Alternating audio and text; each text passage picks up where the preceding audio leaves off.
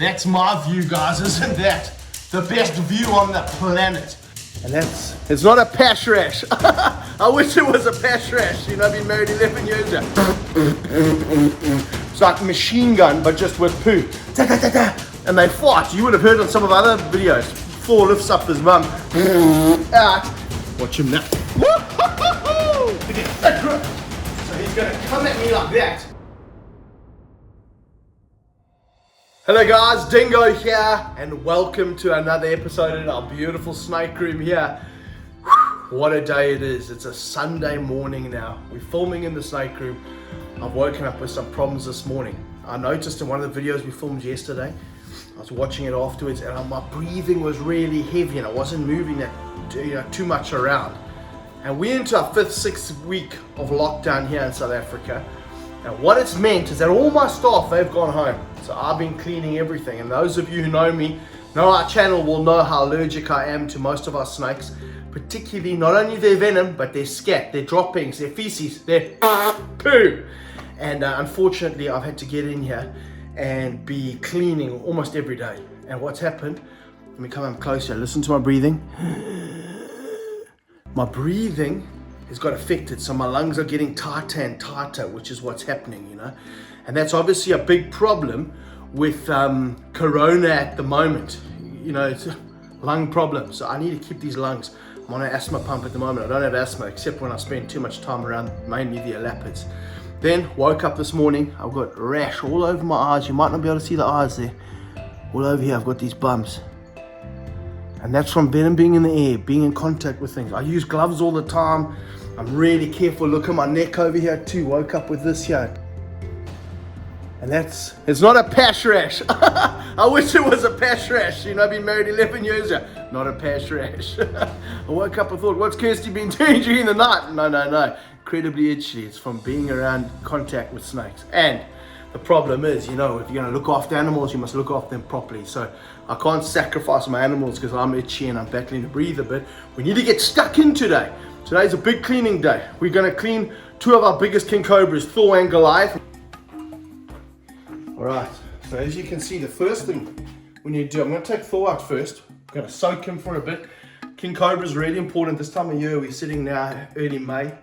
It gets really dry in South Africa. So our winters are May, June, July. It gets nice and cold and dry. So these guys, Southeast Asia, Malaysian King Cobras, they're going to go into their winter colors, which aren't particularly pretty.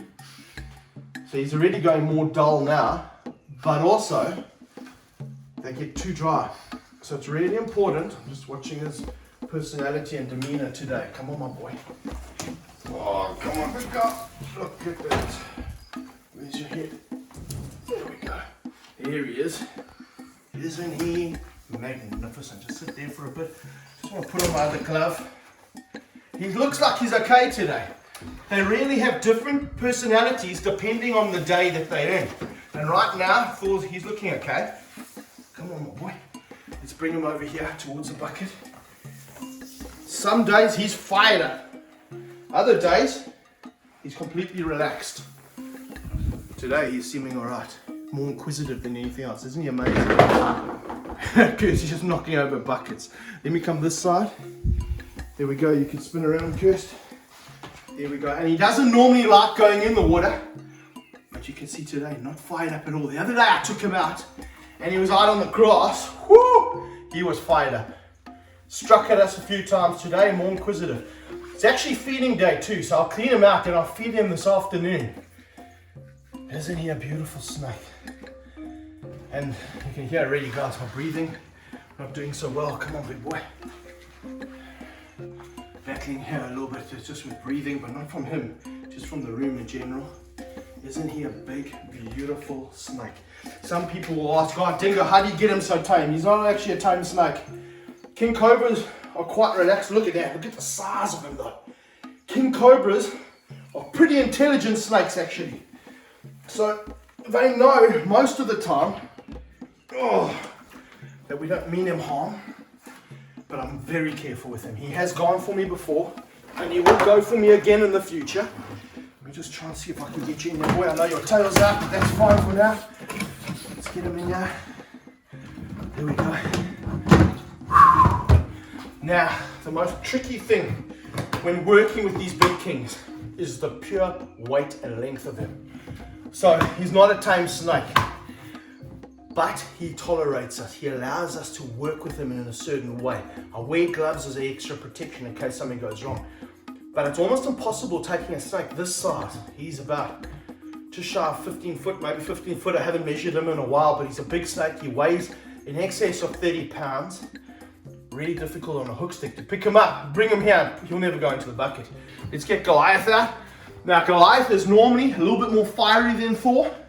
So once again, I'm going to just see what mood he's in today. He's looking okay, he's lying in here. Come have a look over here. I'm just going to get his container ready for him. Oh. And cobras actually love water. It's really important for them to hang out in water for a bit. Let's get the hook here quick. So you'll see, I'll just get him out of his enclosure. They're pretty defensive inside their enclosure. He's moved stuff all over. Look at him now. Now he's in the mood, is it food time? So as you move stuff on the floor, watch what he does. Bite straight away. I bit some substrate, City Wally. I'm going to have to clean that for you, you silly boy.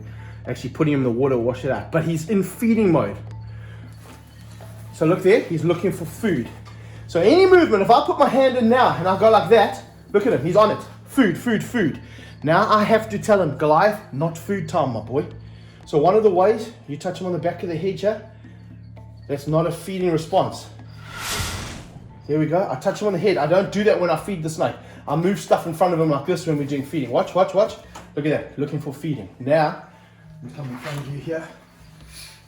Very dangerous to stick your hand anywhere near the snake right now.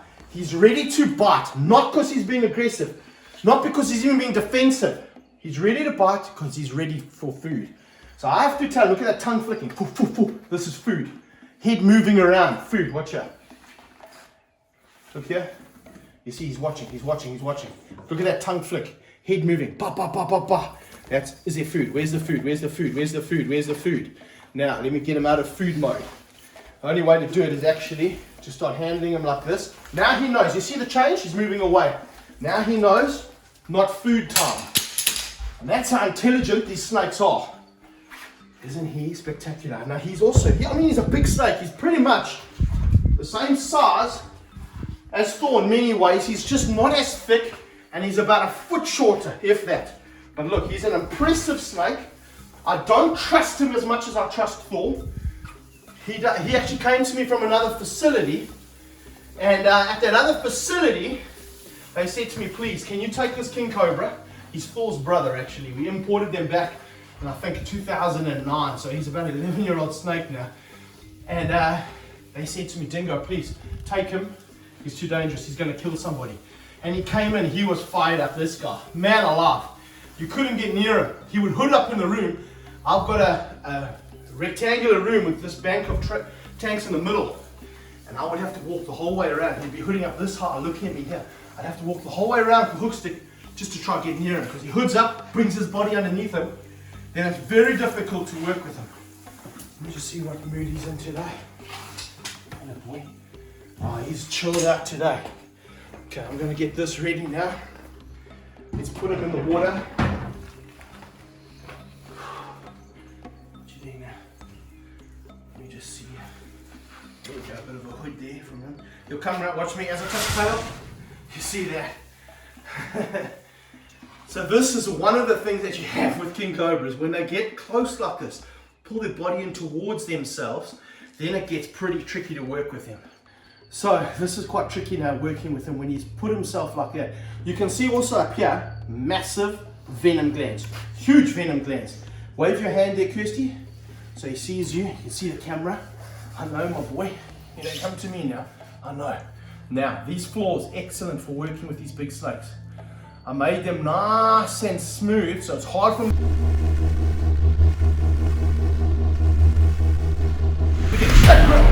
So he's going to come at me like that, but did you see there, as he came, the back of his body split out. Now the other thing, when you are working with these snakes, you have to read body language. So as I was talking there, I could see he was getting his body ready. In the position he's in now, very hard for him to come far towards me. Because, and the reason for that is, you see, he's already outstretched towards me. Just now you would have seen his body was this side, so he had bigger spring to come forward.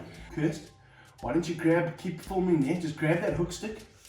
He's on me now, don't worry, he's on me like a heat-seeking missile. That's fine. Now, use that hook stick just to touch him on that loop over there. Get in the position that you were in, down there low. What a legend Kirsty is, guys. She's on the camera here. She's watching. Okay, touch them now. He'll swing around to you. He can't get to you. Don't worry. Touch him quite firmly. Touch him again. Look at that. Boom, boom, boom. King Cobra. And now as I move, he'll come back to me. Now, different position, guys. So now from there, Goliath, look where his tail is here. He's back in that spring position. He could come to a roundabout over here. Watch, he's going to come. You're coming, aren't you, boy? If I go like this,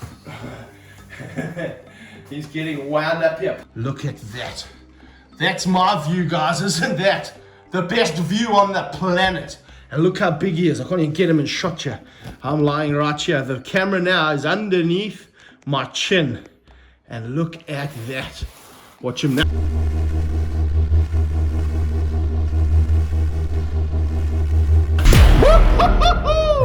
I hope I got that for you guys. That's what it's like being dingo.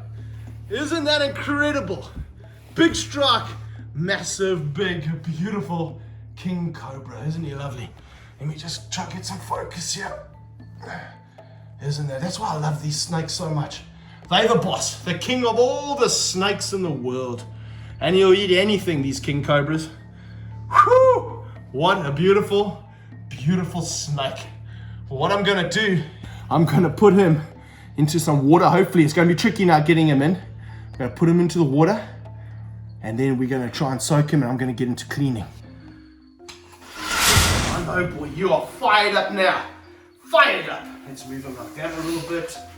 He's gonna come at me again. Let me just take this glove off for now. Put him over there.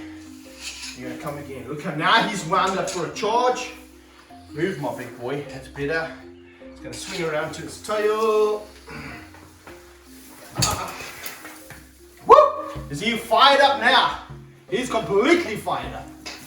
I just want to get to your tail, big boy. Here we go. Tap here now with this. Let's get this back on. No! He's turned around again. So he's gonna come at me as soon as I touch his tail. Let me just get him here. It's just quite difficult to use any hooks with the gloves on. There we go. That's what I want. Oh boy. Just relax. Now, let's see if you'll sit here just for a second. Now you wait. And sometimes you do it slowly, sometimes you do it quickly. That time, quickly. And the reason he's acting fired up like that, my fault, brought him out, got him into that position, got him into that demeanor. So you have to treat him slightly differently then. Was it not exciting? Talk about getting pash rash, King Cobra coming at your face like that so quickly. I hope we got on camera. I saw Kirsty poop her pants there when that happened. She got a bigger fright than I did. Let's get stuck in here. I'm just gonna fast forward this, guys, because there's gonna be a lot of cleaning. It's gonna take some time. And then we're gonna take the snakes out again and we're gonna put them back in their enclosures once everything is perfect.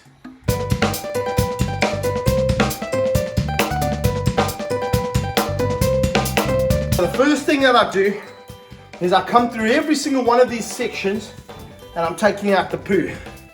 I'm removing all these pieces here of poo that he's dropped. Look at that one. And I get rid of all that first.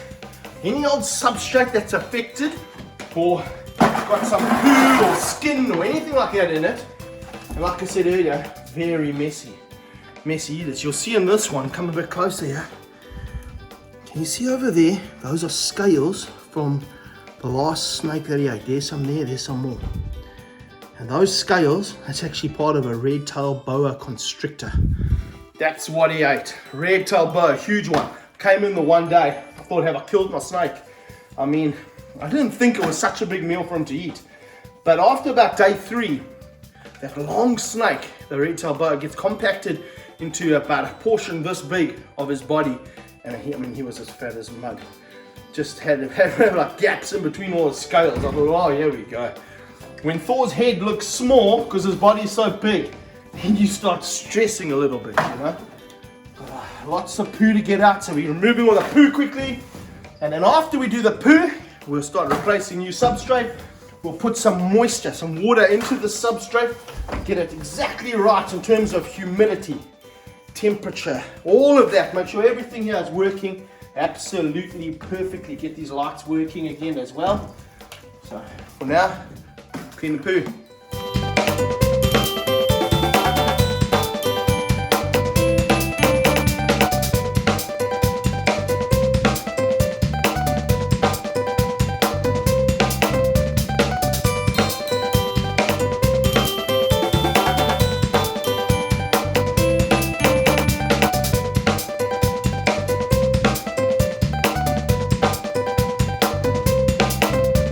I know you want me.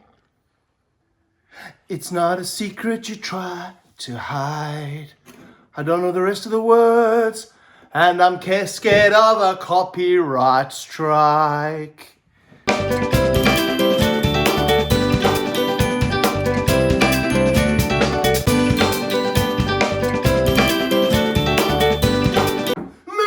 dreams are keeping me awake.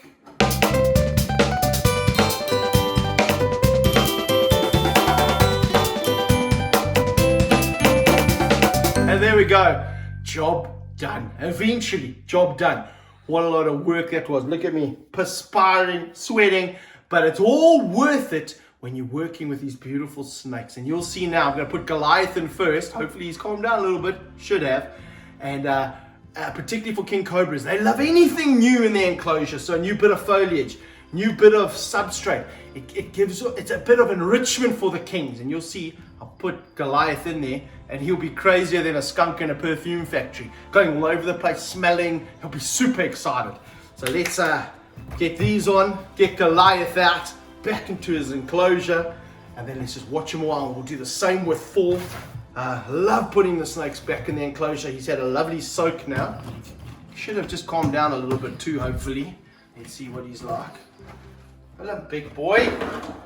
Look at you. Are you nice and calm now? And look, he's going in on his own. Isn't that incredible? King Cobras, and look at him going, guys.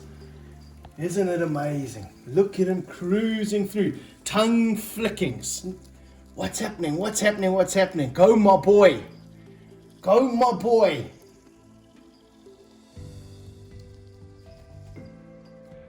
And that, for me, highlight. Worth all the work it takes to see him going out on his own. Flick, flick, flick. And some people say, Dingo, shame, these snakes should be in the wild. First of all, captive bred snakes should never be in the wild. Secondly, I mean, these King Cobras actually, they've got the perfect life. Wild snakes, they got predators trying to kill them. They have to hunt for their own food. Goliath doesn't. They have to find the right humidity. They die for free. They die all the time. And he's cruising the whole way through.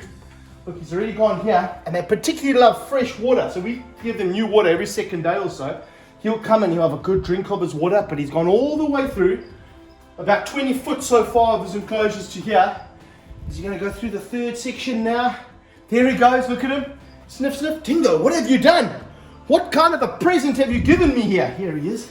Hello, big boy. How's it going? Hello, my boy. Hey, flick, flick, flick, flick with that tongue. Saying, Dingo, thanks for my new substrate. Love it. Look at that tongue going there, guys. I absolutely love changing things up in their enclosure. Isn't that amazing? So let's get back to all of our favorites. Thor, put him in his side and see how he enjoys it.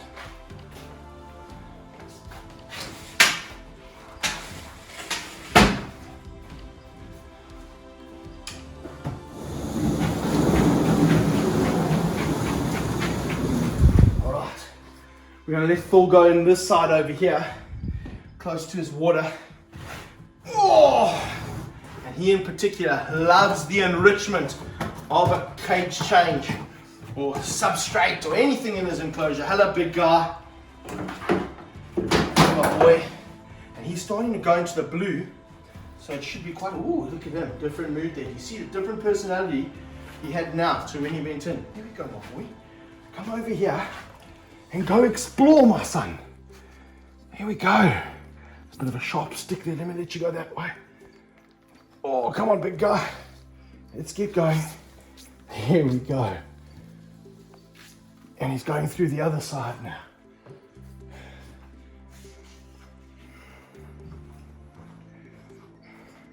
Come bring the camera. Oh, over here. I'm all wet now.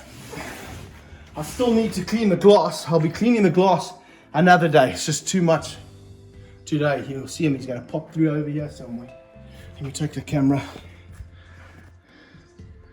There he is. Hello, big boy. Hello, big boy. Come and say hello to us. Oh, really getting defensive, are you? Hey, big guy. Here we go. Comes right to the hot spot. Right to the hot spot. Isn't that incredible? Beautiful king cobras in their beautiful enclosures. There's so much more work I want to do in these enclosures. I just want it thick with vegetation. I'm going to use plastic vegetation because they're so heavy, they crush it.